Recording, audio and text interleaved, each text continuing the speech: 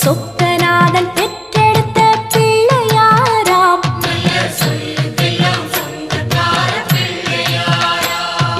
கைலாய மலைய விட்டு தெற்கே வந்தாராம்.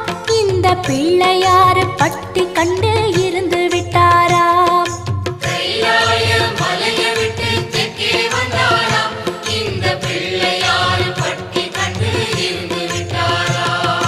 கணபதியார் வந்தாரம்மா, நம்ம உறவாக நின்னாரம்மா.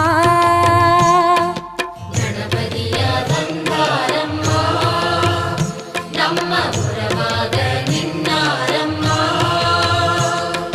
சொக்க